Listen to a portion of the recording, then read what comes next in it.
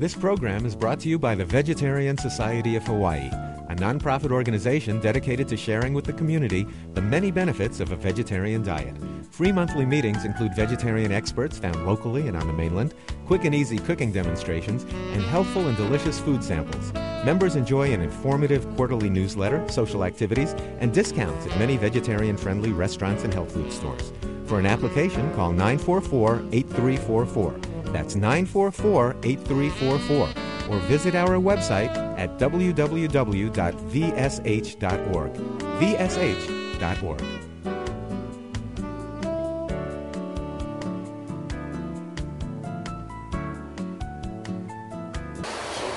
This show is being taped at the Loving Hut Restaurant, a vegan restaurant at 1614 South King Street in Honolulu, Hawaii.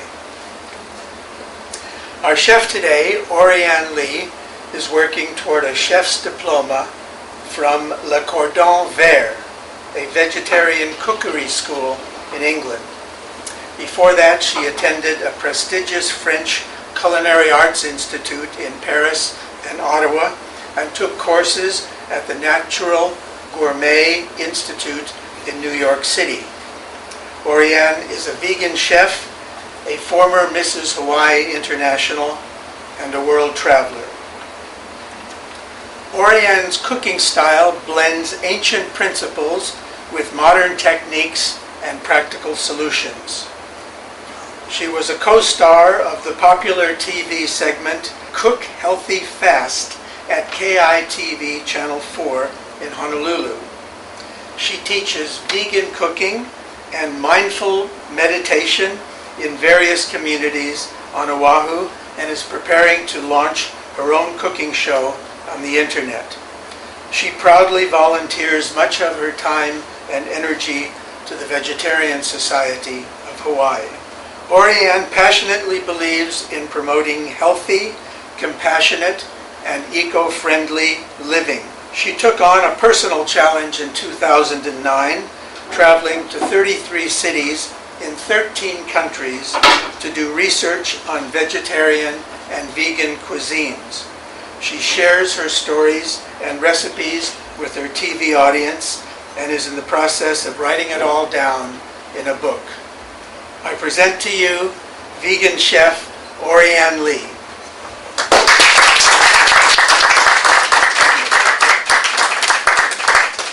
Well, thank you for coming. I am so thrilled to be able to do a cooking demo at Loving Hut, one of my favorite vegan restaurants, and we're so thankful for them to open this up for us on a Sunday. And also I want to thank everybody here to take the time on a Sunday away from the family to be here and talk about Asian food and eat a little bit of Asian dishes. I want to say, first of all, that all of you are my teachers. You know, a lot of you are pioneers in the vegetarian movement, former presidents, nutritional experts, doctors, scientists, you know, you name it. And I don't want to be here to preach to the choir. I want to just take you on a journey with me to have some fun in the countries that I visited. And then I will guarantee to put some red star yeast on top of most of my dishes so that we can guarantee to have enough B12. The very first dish I wanted to present to you guys is an Indian salad. India was one of my favorite places to visit. I was there for 3 weeks. We were eating Indian dishes every day, morning, you know, lunch and dinner, to the point that I was a little bit tired at the very end because I wasn't used to so much curry. But so people predicted that when I come home, I would not want to touch Indian food for a year because it was so much. But guess what? Within a week, I went back to Indian food. It was just that good. It's a big part of my life right now. So I would like to share this dish, and would somebody help me serve it? While you guys are getting a bite of it, I want to talk about the ingredients. This is called the cabbage kachamba. You see red cabbage, white cabbage, and hot chili mixed in together. So I fry mustard, seeds, turmeric, and asafoetida in this mustard oil. The reason why I need to do a little bit of frying and cannot make this a pure raw food dish is because only with frying those particular ingredients can be released. You guys, so that's why, and I don't want to demonstrate it here, even though that would be a healthier way to demonstrate than this deep fried, this oil to fry our vegetables in. But when I release the flavor for the ingredients I was just talking about, the smell will be so strong, you guys will be running out the door. So I decided to do it at home. I mixed in curry leaves, and I want to talk about this. This is an amazing leaf. It doesn't look very attractive right now because it's been out of the refrigerator for a while. But it smells sensational. It smells like curry. I mean, I'm so crazy for Indian food, I can sleep with this. I put 10 pieces of this leaf and into the mixture. And then afterwards, I would put a little bit of chopped peanuts, parsley, finally, lemon juice. And it's a little spicy. I actually toned it down, folks. But I'm going to be making another Indian dish. It's called vegetable pakora. Essentially, it's a dish with vegetables being dipped in flour and deep fried. I decided to show it because it's fun and it's exciting to watch, even though we're supposed to kind of cut down on our oil consumption. Just imagine yourself cooking it with water. And I was talking to Dr. Bill this morning about using less oil in cooking, and I'm experimenting that actually in my own dishes, trying to use less oil, but for TV show and for just the sense of aroma, and also to stay true to the form. Before we start the Indian vegetable dish, I want to show you what I'm doing right now to prepare for a dessert for us. This is sticky rice, blending white and black sticky rice, and I need to steam it. I don't have a sort of traditional Thai steaming basket. I'm using a Chinese one. It works. The result is the same. So it should be ready very soon. I'm just turning it a little bit to let the heat get to every part of it. It's actually just ready. I'm just going to let it sit in the steam for a little bit. Very good. All right. Let's have some fun with Indian flour. This is 2 parts of gram flour and 1 part of rice flour. I'm going to mix it in water. I need to create a very thick batch, as thick as this one, in order to hold the vegetables. In a second, I'm going to show you how to make garam masala. Has anybody heard of garam masala? Okay. I acquired this bag actually from India. I've been keeping it for longer than I should. No, I'm kidding. I didn't want to open it until I'm ready to cook it. Ideally, it's better to fry it and give it a very nice brown before you beat it. The ingredients are cloves, small cardamom, big cardamom, mace, nutmeg, and cinnamon bay leaf. You won't believe this, but there are as many recipes for garam masala as there are Indian families. Every family has a recipe. So this is a recipe I got from a store. So it's not my recipe, but it's sold by a store. But it's a pretty classic recipe, I would say. And we need to beat this, and in a second we're going to beat this in the coffee grinder and make it into powder. The question is, are these dishes I'm talking about right now were made originally with meat? Well, the vegetable the cabbage kachamba was a vegetable dish, a vegetarian dish, just because it's a salad to be served before a main course. And right now I'm making an Indian snack, which is called the vegetable pakora. It's also vegetarian. I became a vegan because of being involved with animal welfare and animal rights. I saw some videos. I became very, very stressed out, and I lost sleep for several nights thinking about the way the animals were treated. I became a vegetarian pretty much within an hour when I first found out some information, but I didn't become a vegan until a year after going vegetarian because I wasn't sure. I just didn't know enough about nutrition at the time. I was even told when I became vegetarian, I was told by friends that I was going to live like a few years shorter. I was going to lose maybe 15 years of my life going vegan, going vegetarian. But at the time, I said, so what? I'll be living 15 years shorter. it's okay.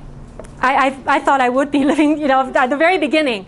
I said, I am going to live 15 years shorter, and I don't want to do this. I don't want to be a part of this system of creating animal suffering. But later on, I found out that not only I'm not going to live 15 years shorter, I'm going to live 15 years longer, perhaps, being a vegetarian.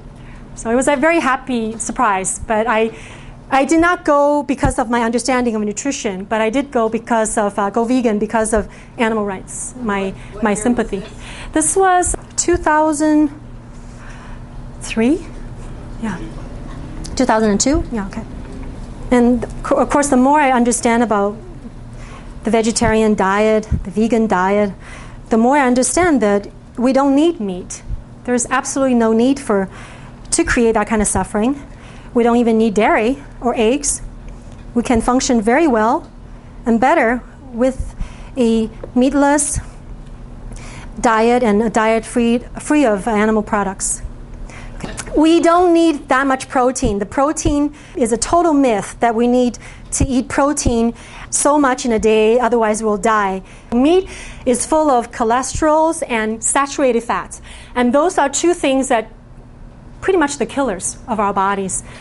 As I started raising pets, actually I was raising pets before I became a vegan, but after I became a vegan, I started raising a pig in my house, a potbelly in my house. We don't have a big land, and it's just it's a house with a garage and a small yard. And my father was just so upset, and he was telling my relatives, and he was complaining, saying that because he had no understanding of animal issues, zero. So he said, I cannot believe my daughter, she went to college, she's done this and that in her career. Now she's becoming a zookeeper. He was very, very upset and sometimes didn't want to talk to me at all, and eventually said he was going to give up on me. But, folks, never give up. So I worked on converting him. I actually showed him videos, and every day I would talk to him about his food. Guess what? He became a vegetarian. He said one time that he will never be a vegetarian. But in 6 months, he became a vegetarian. He said he will never eat meat again. Wow. Good for you. How about your mother?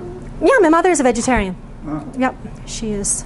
It was easy because when people ask her, why are you a vegetarian? She said, oh, because my daughter is. So I am. So easy for her. Yeah, she doesn't have the big ego. So I just do things my way and try to be a good role model, and people will see that I'm not dying and I'm thriving, and they will gradually, it's a gradual process, and they'll become more interested in the way I eat. And many of my friends are semi-vegetarians. They're eating some vegetarian meals every week. I wanted to make them healthy so that when I'm old, they're old, we can be happy together, we can travel the world together. It's for selfish reasons. While this is warming up, the oil, I'm going to start kind of dry frying these spices. This is the garam masala we were talking about, the combination of spices. The reason why I'm doing this before I grind them into powder is I need to release the flavor. If I don't do this process, it won't be as good. Isn't that interesting? Yeah. Can you guys see it? So just a little bit of browning, no oil, for a couple of minutes. If you can smell it, I think we're ready. This masala. Oh, okay. It's a bush. No, actually, it means spices, hot spices. Garam masala means hot spices. Hot in terms of, I guess, spiciness or temperature, too, in a way. According to Indian medicine and Chinese medicine, some spices are very hot-natured. Yeah, okay. Can you smell it now? Can you? Yes. Great.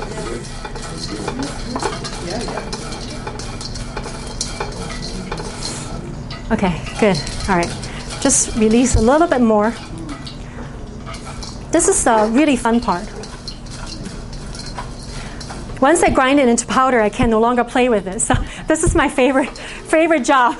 I would just go to an Indian family and say, can I please play with your garam masala? So, okay. I think we're almost there. So this is a small coffee grinder, but we'll still do the job.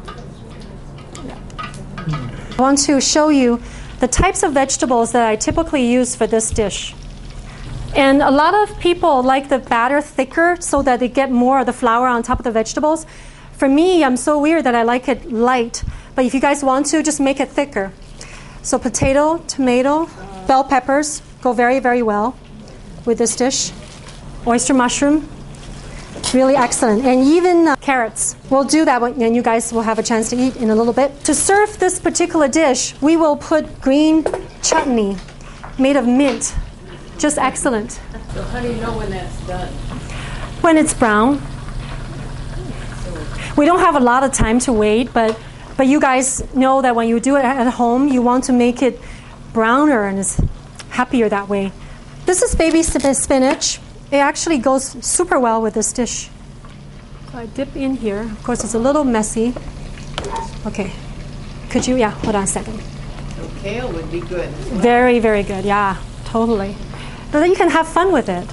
And your guests will be very impressed.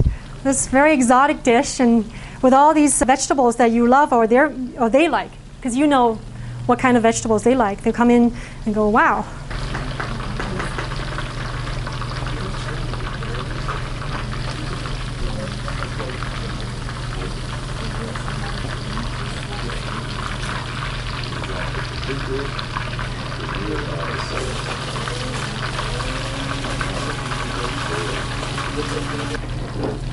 I'm going to turn off the hot stove.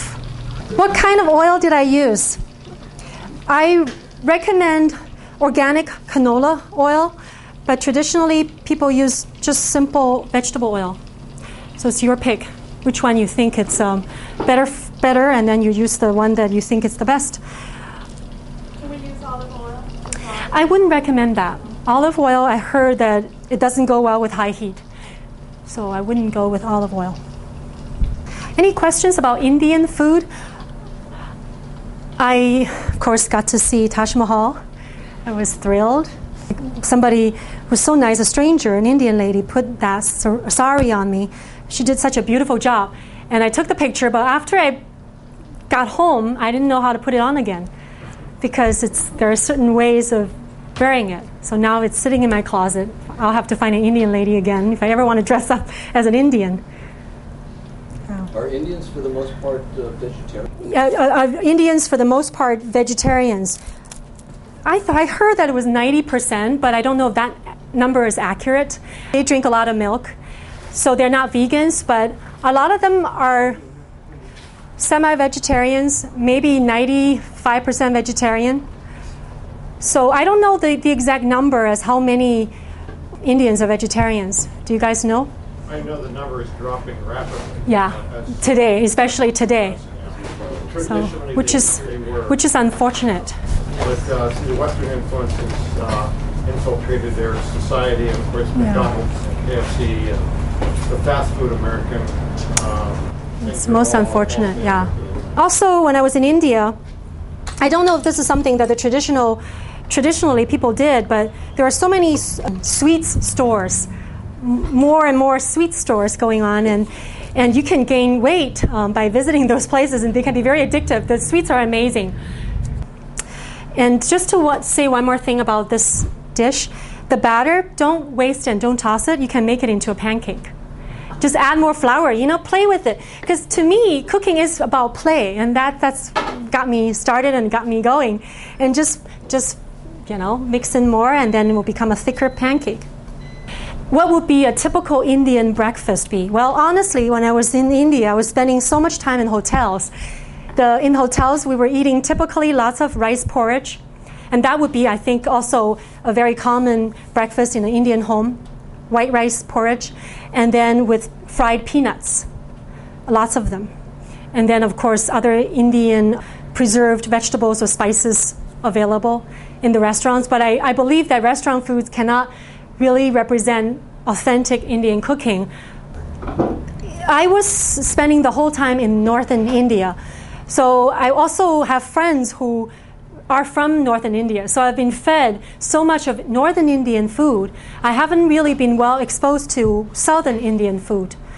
There is a difference. So my cooking is mostly Northern Indian, including this particular vegetable pakora. It's a very popular Northern Indian snack.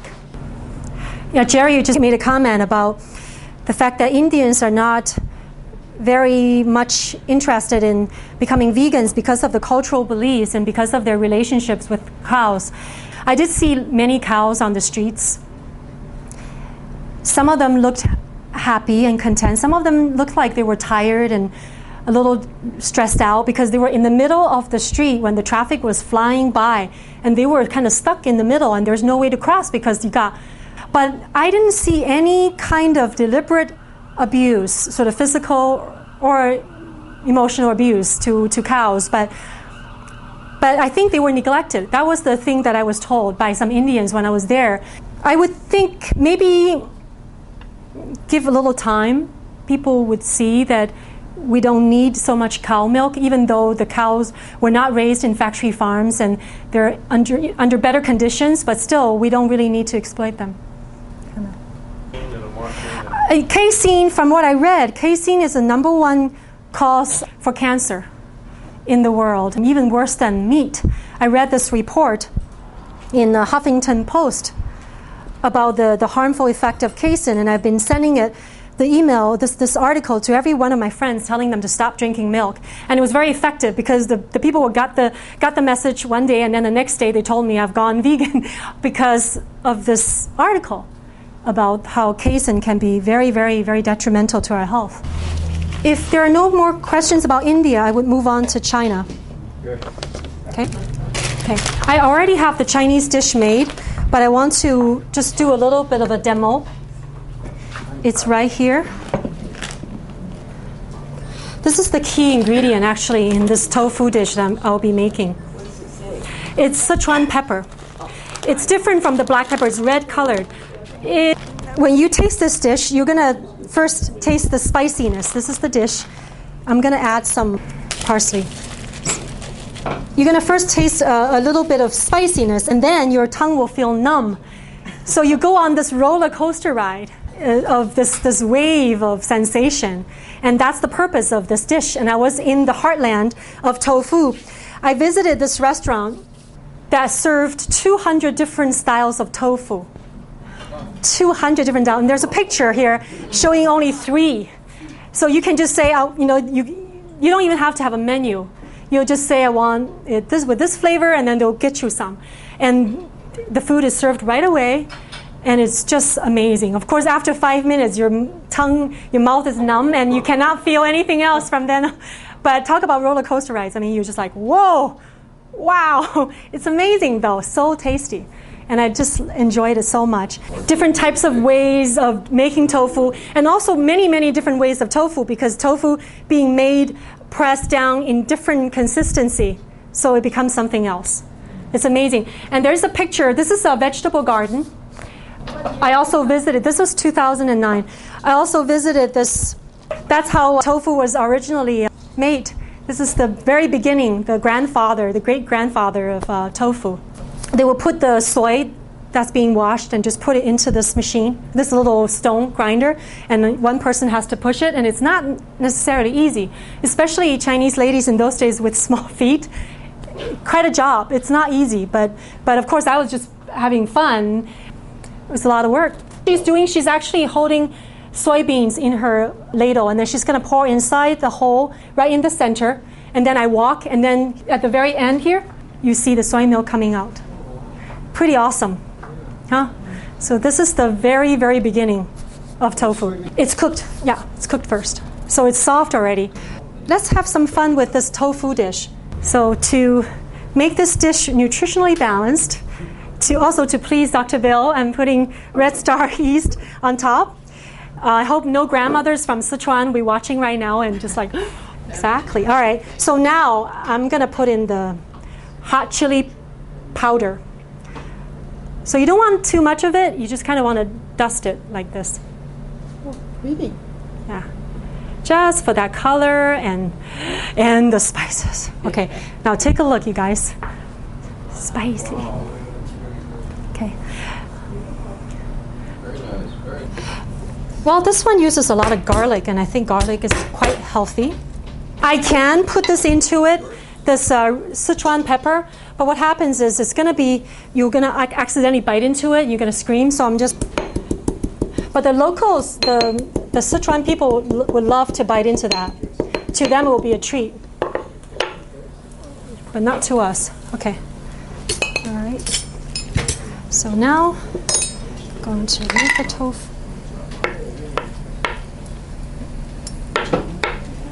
Spicy, okay?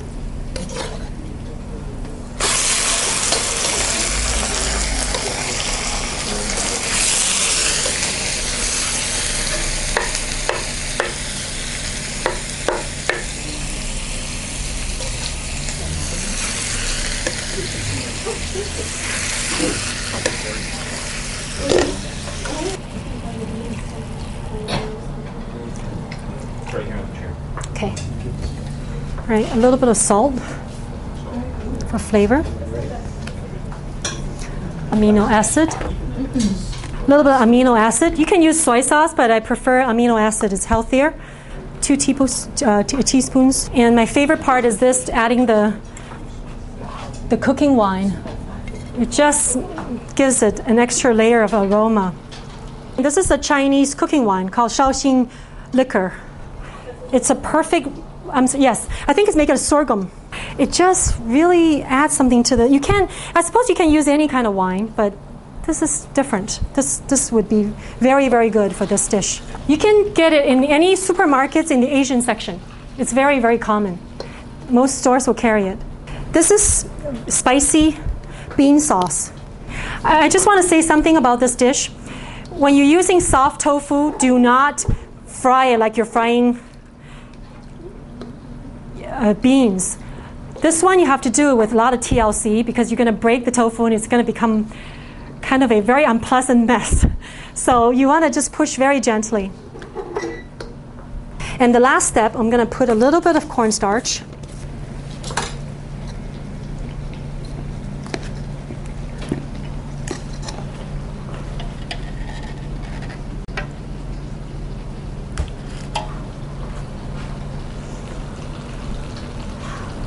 This will help to hold the tofu together. Okay. And finally, we will put in some green onions and some parsley.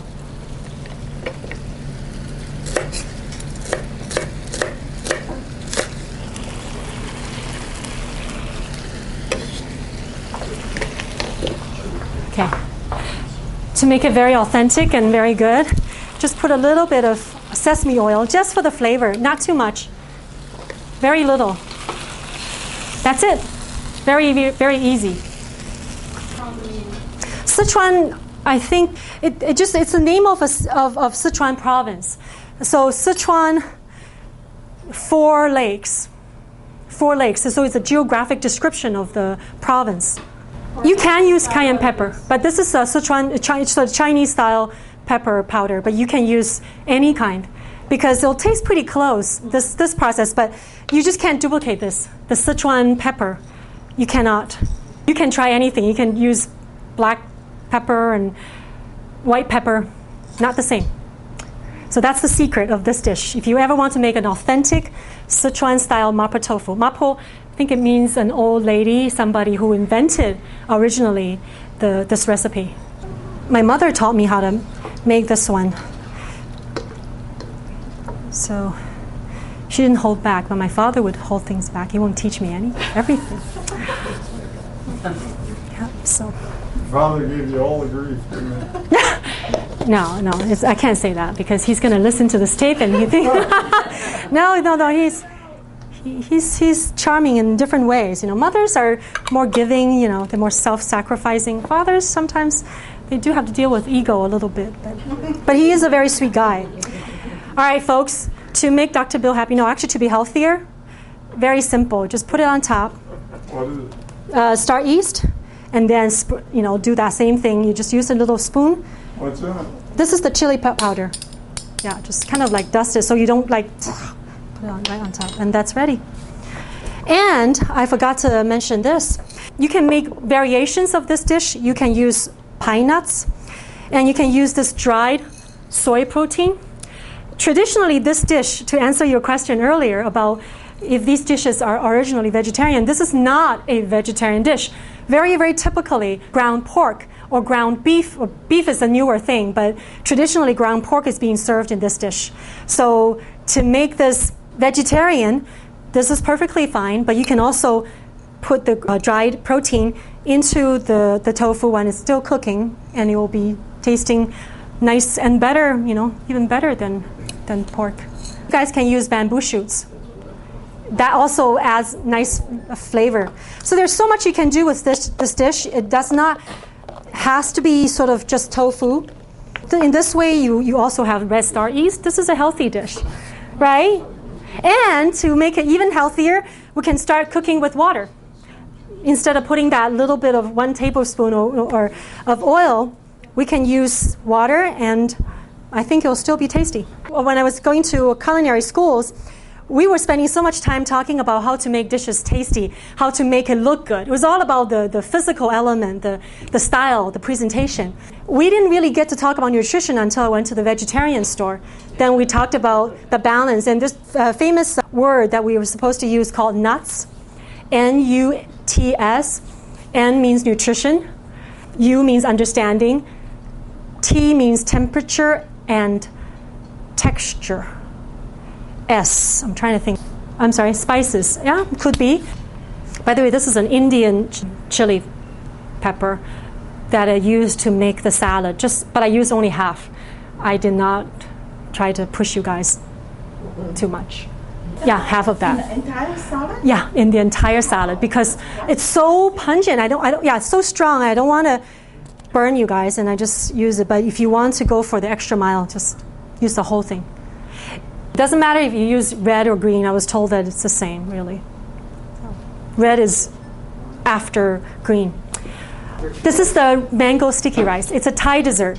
Now we can move on to the Thailand. This is a black sticky rice and white sticky rice combined. You can make it just with white sticky rice, but I think nutritionally I prefer to add more black sticky rice, and it tastes better too. I went to Thailand 3 times in 2009. That was pretty crazy. So I could capture this festival called the Phuket Vegetarian Festival. It's an annual event, and every time it lasts for 10 days.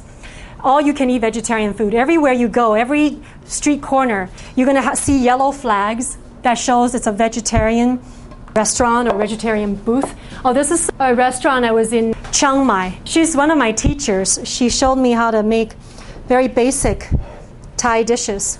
I was grilling this eggplant. This is at a vegetable market. I was shopping in Bangkok. Okay, these are the yellow flags I was talking about. Any yellow color you see would be to advertise for the event, and the entire city in Phuket entirely covered with yellow color. It was amazing. It meant vegetarian food. So I was definitely not hungry in Phuket because we couldn't digest the lunch, and then we had to eat the dinner because actually only 3 days, and we wanted to take in as much as we could and to absorb the culture, the events. And this is a vendor that I was talking to, and she was showing me about this particular rice wrapped in lotus leaves. Yeah, she was showing how good it was, and so I bought quite a bunch from her. So one day I also wore white pants and white top with a dragon on top, and then on the shirt it says, "Go vegetarian is good." The Masongs are the people who were, during this festival, this was a festival started hundreds of years ago when people working, I think in the coal mines or something. Anyway, they were sick. So somebody decided that this was a curse. This was bad. People were very, very sick from fever. Some folks went to China and invited these deities, these Taoist deities, brought these deities back to the area where the epidemic was spreading. And then instantly people were healed of their illnesses. So because of that, now there's a tradition. Every year in October, there will be 10 days. People are celebrating the vegetarian food as well as these images, these deities. So you have these Masongs, these men. They will put swords into their mouths, so it will come in here and come out here. And I'm not showing you the worst. I'm showing you such toned down version.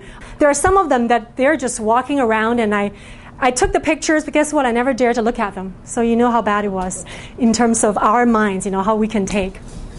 So this is a very good dish you can eat after a meal, or you can eat it actually for breakfast. So this is a little too big, and I don't have the right bowl. I'm just going to kind of shape it to my desire.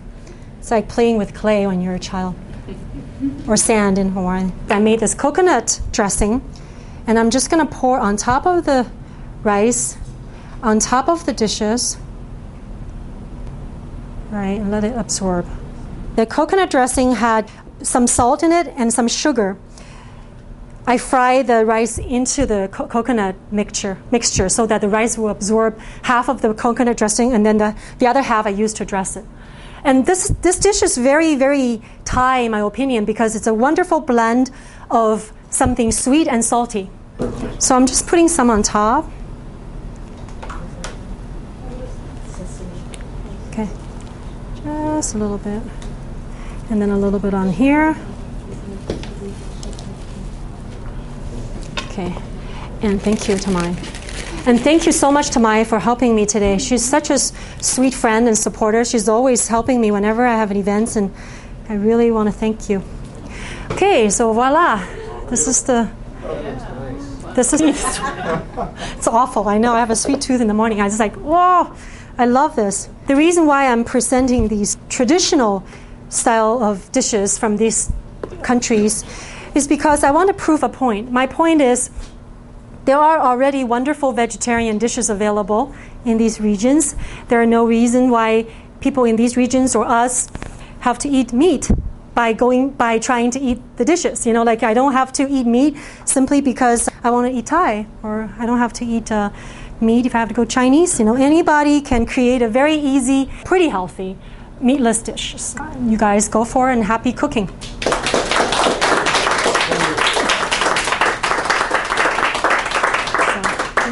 Thank you very much, Ori Ann, for a marvelous presentation. We've all been tasting as she's been preparing and cooking, and so we've all been having a very good time here. And you're at the beginning of a career, and so it's very clear that there's a lot more to come. I'm a difficult hugger, so she's been squeezed. Your husband's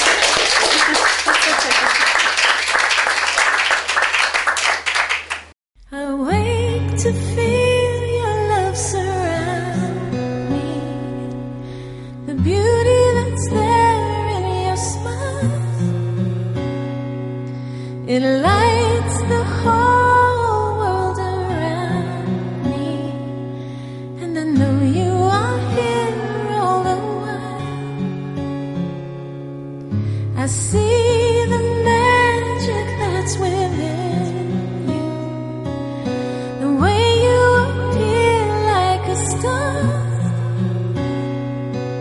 And shine like nothing else around you. I want to be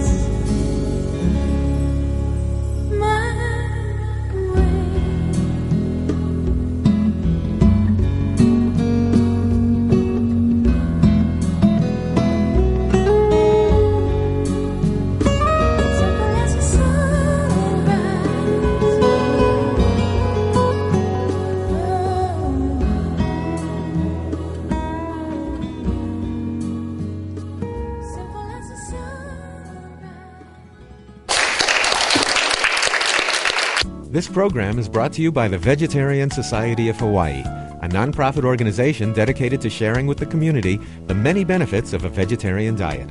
Free monthly meetings include vegetarian experts found locally and on the mainland, quick and easy cooking demonstrations, and healthful and delicious food samples.